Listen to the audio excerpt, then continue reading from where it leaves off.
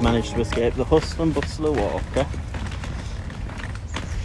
And we're at Tynemouth. Molly,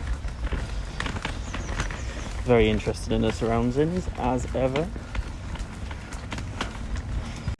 Right, Mol, so today we're starting here, Tynemouth station. Not what it used to be, obviously, and it's a shame the market isn't on. But we're starting here at Tynemouth station, going down past the castle, past the flats, Nomyn Monument. Go down see the big cruise ship and that, aren't we? So we're going all the way to Meadowell. I'd say about an hour and a half, 2 hours. See some nice bits of history, see all the old industry in North Shields. Lovely jubbly.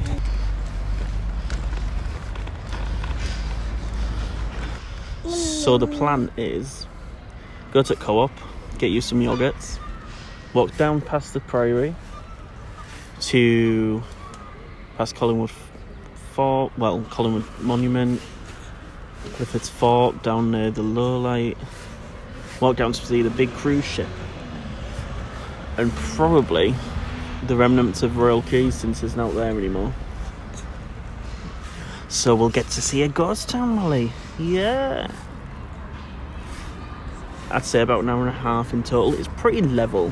The only bits I can think of is the walk down to Collingwood Monument and down to the Back Midlands and things like that. It shouldn't be too much of an issue. The rest of that's all flat.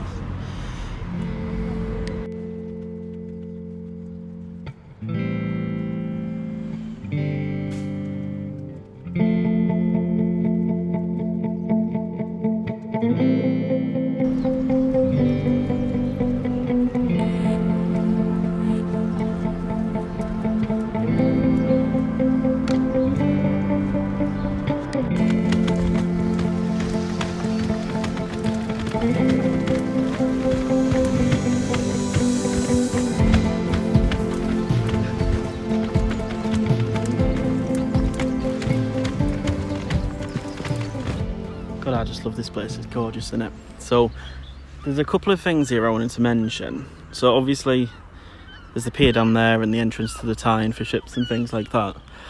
The pier on the north side used to have a giant crane on it. It used to go all the way down. You can still see the rails down there. But the other thing is this level ground here that's making a slight incline. That used to be a railway. So you might have walked across that bridge a few times. That led up to Tynemouth station into the yard. The station now is at a different place to where it used to be. It used to be slightly, I want to say slightly northwest. That got moved with the expansion of the railway network and things like that. But previously it used to go into where the yard was. It's not very obvious now where it used to be, but this used to go through that bridge all the way up to Tynemouth station and then join the North Shields line. So I'm sat at the mouth of the Tyne. It's quite hard to quantify how much history there is in this place. I mean, between those piers, hundreds and thousands of ships have come through. Some have gone to fight all over the world. India, Australia, Scandinavia, America. I mean, this place is genuinely the reason the Northeast is what it is today. I mean, specifically Tyneside. But the you're not happy? The millions and millions of tons of coal that have come through this area, the glass, the chemicals,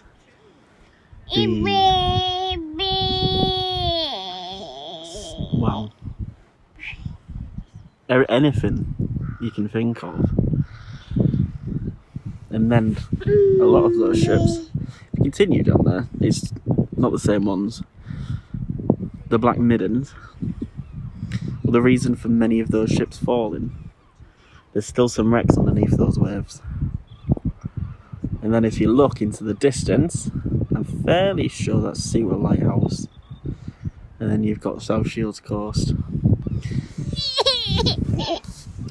You are not a happy bunny, are you, darling? No. Yeah. But yeah, what a place. As I mentioned before, that crane was there. You can just about see the rail. Just an absolutely amazing place.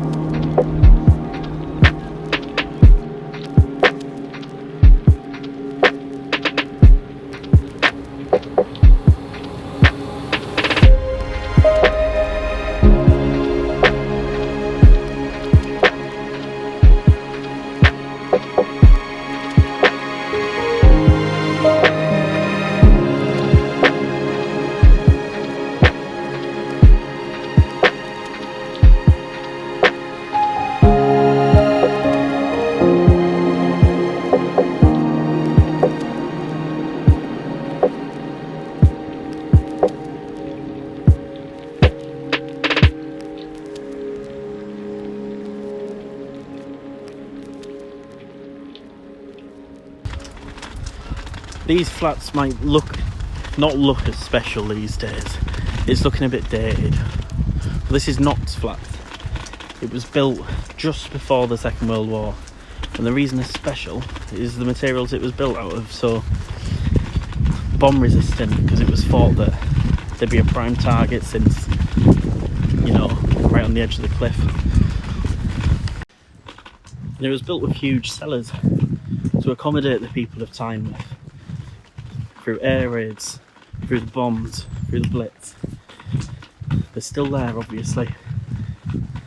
Now, this river used to be at the heart of global industry, global commerce.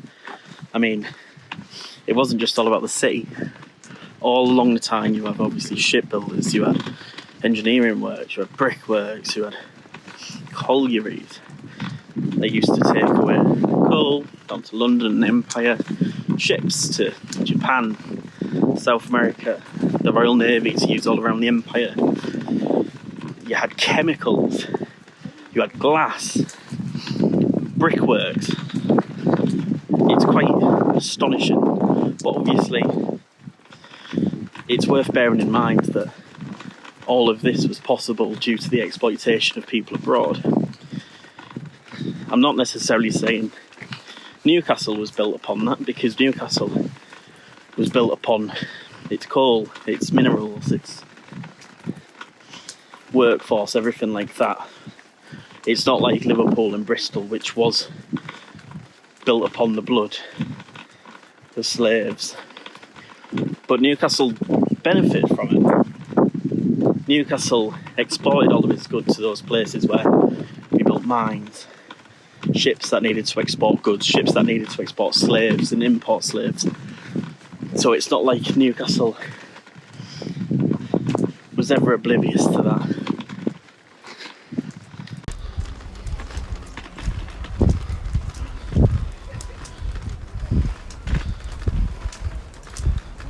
There's plenty to see in these parts. That is the old groin, so that bit, it's an old jetty. I think it had a tiny little tramway on it, I'm not sure, I might be wrong. But the best part about this place is the recent history. It's that gorgeous building there, built out of car windscreens. You can see inside it's full of plants and flowers and a little deck chair. Can't imagine how much it costly, but yeah. It's actually built on the old defences for Clifford's Fort. Now this was built for the Anglo-Dutch War to fortify the area. This is the only bit that's left, but there are still pictures from the Napoleonic era and 19th century of this still, not necessarily in action, but manned and in use.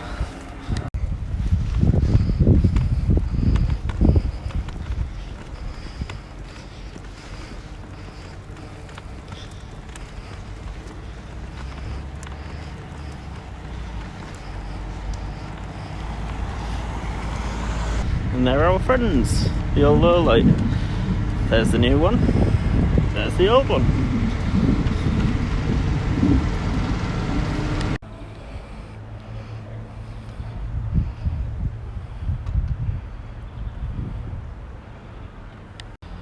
That smell of fish that's just been caught really takes me back home.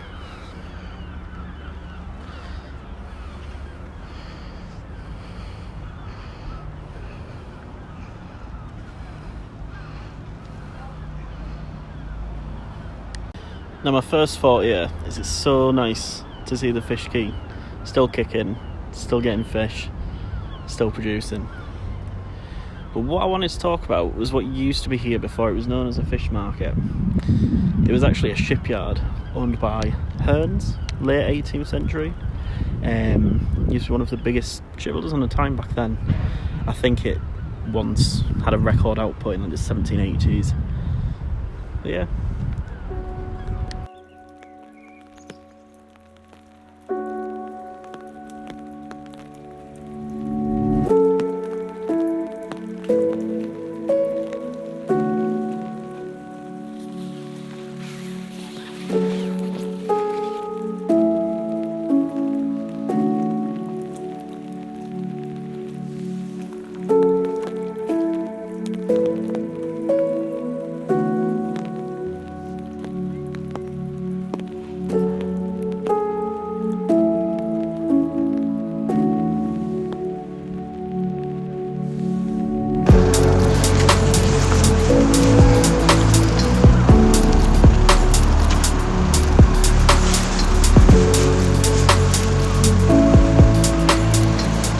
Now this area wasn't once just new builds, obviously. This whole slope here, you can see some remaining walls, but this whole slope was actually just a giant group of old terraces once. You can see just where that orange wall is, some remains. There used to be so many of them, but they were classed as slums, so there is no more, but there's plenty of remains.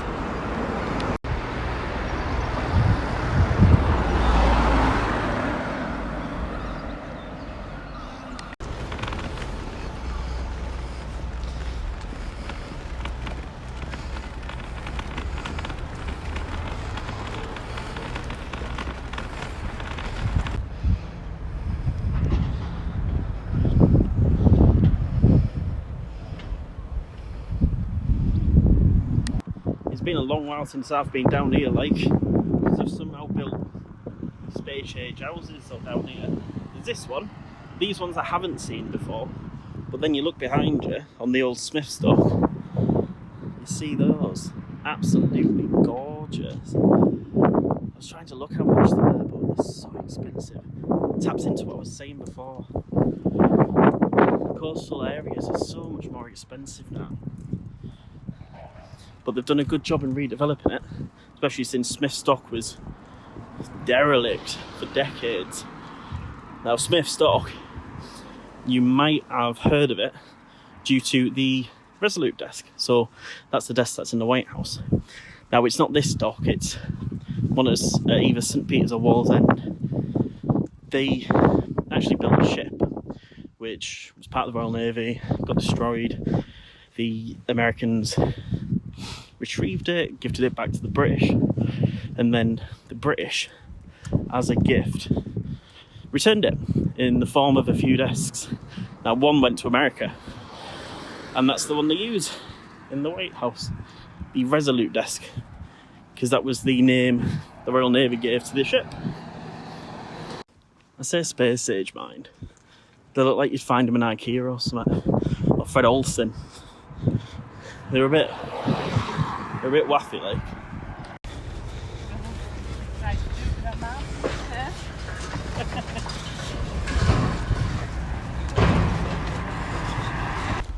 As I'm walking, I just wanted to mention how grateful I am to everyone for supporting us, donating to us, allowing us to run the site, pay people to write for the site, and just give us that time and support, even if it's just a like and a retweet. It means the world, and obviously it's meant we've been able to do this, and I don't have to just sit on my bum all day doing nout while I'm not at work. So yeah, it's amazing. Obviously I'm off work with holidays at the moment, but that's why I'm trying to get all these videos in. It just means the world, so thank you. So due to COVID, there's actually 2 cruise ships that are grounded in Northumberland dock, or whatever they call it now. There's obviously normal one, goes to Amsterdam, normally runs every day. There's 2 of them. I think that's running as normal now. But then you have that massive one. You'll be able to see it in a moment. It's absolutely huge, and that's why I wanted to come down here, because I haven't been down here in about, God, 6 years. I've been to Royal Quays once. I'm expecting that to be a ghetto. And I'm very interested to see what kind of ship this is, because the pictures I've seen, absolutely huge. I don't think I've ever seen a bigger ship in my life. It's called the Azura. I assume it's one of them big ones for Caribbean cruises and things like that, but it's a P&O one. Absolutely baffling.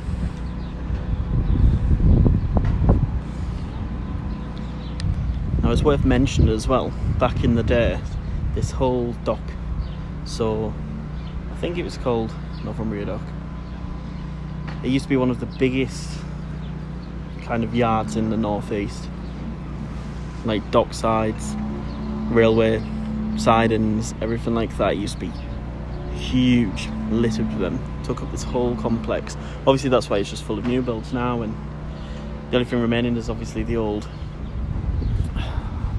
dock constructions and things like that.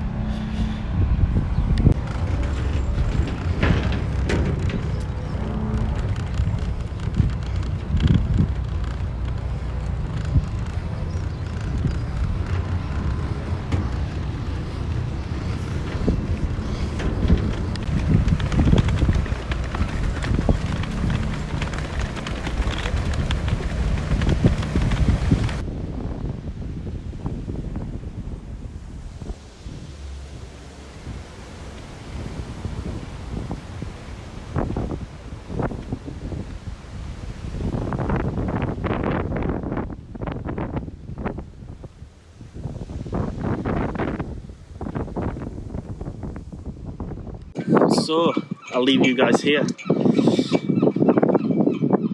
you so much for watching. I hope you enjoyed. Subscribe to our Patreons, get videos first. If there's that can help, if you've got any recommendations of where I can go, let me know. But thank you for watching.